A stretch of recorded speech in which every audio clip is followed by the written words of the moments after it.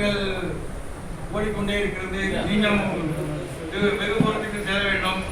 சுருக்கமாக பேச முடிகிறேன்.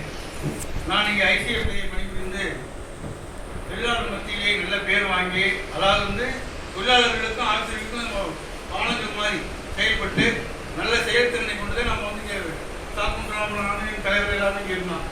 அதுக்கப்புறம் மக்களுடைய சேவை செய்யணுங்கிறதுக்காக சிவகங்கை போயிட்டு சிவகங்கை மாவட்டத்தில் இருப்பதுக்கப்புறம் அந்த ஊர் மக்களுக்கு அவருடைய குறைகள் எது இருந்தாலும் சரி, ஒரு ரேஷன் கார்டு வாங்கல வாங்க, ஒரு அதை ஒரு இந்த மகளிர் உதவி வாங்கல வாங்க, நேர கூட்டுக்கு போய் அவருடைய அந்த குறைகளை தீர்ப்பதற்குனால ஓரளவுக்கு நல்ல ஓரளவு பப்ளிசிட்டி ஆகி நம்ம அந்த தகவல் மற்றும் அந்த முன்னணியுடைய இந்த அமைப்புடைய பேரும் புகழும் நல்ல ஓரளவுக்கு வளர்ந்து கொண்டே இருக்கிறது.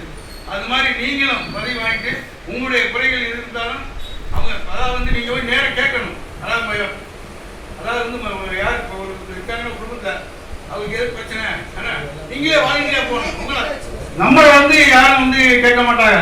நம்மளே வாங்கிட்டே போயிட்டு இந்த அமைப்பை வளர்க்கறதுக்கு அவருக்கு என்ன செய்யணும், வாங்க நான் கூட்டி போய் உங்கள்கிட்ட நீங்க உங்களால் முடியல ஆஃபீஸர் உங்களுக்கு சரியா பரிசோதனை தலைமைக்கு ஃபோன் பண்ணுங்க. தலைமை தலையிட்டு உங்களுக்கு செயல் பண்ணி கொடுப்பாங்க. அப்பதான் இந்த அமைப்பு வளரும். இந்த அமைப்பு வளர்ந்துச்சுன்னா நம்மளாம் வளர்த்தது மாதிரி. அதனால நீங்க எல்லாரும் செயல்பட்டு இந்த அமைப்பு நல்லபடியாக வளரணும்னு சொல்லி வாய்ப்பு கொடுக்கணும்.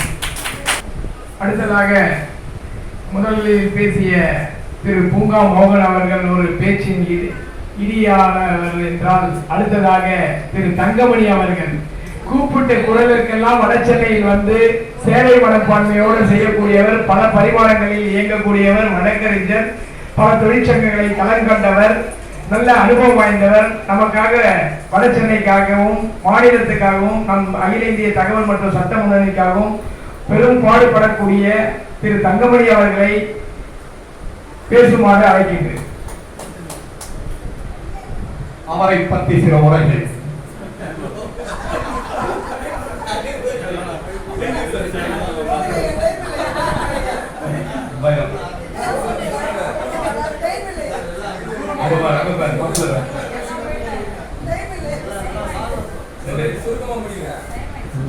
அதாவது திராவிட முன்னேற்ற கழகத்திலிருந்து கலைஞர் அவர்கள்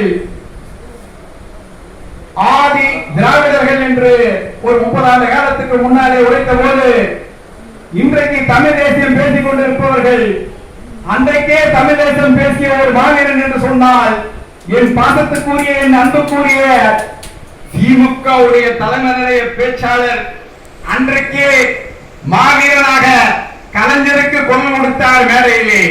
நாங்கள் ஆதி திராவிடர் அல்ல, நாங்கள் ஆதி தமிழ் என்று குரல் கொடுத்த அந்த மாவீரர் அன்றைக்கு பேசிய தமிழ் தேசியத்தை பேசியவர்தான் இன்றைக்கு தமிழ் தேசியம் என்கின்ற பெயரிலே குக்குரல்கள் இருந்து கொண்டிருக்கிறது. அந்த மாவீரனுக்கு என்னுடைய வணக்கத்தை தெரியப்படுத்திக் கொள்கிறேன்.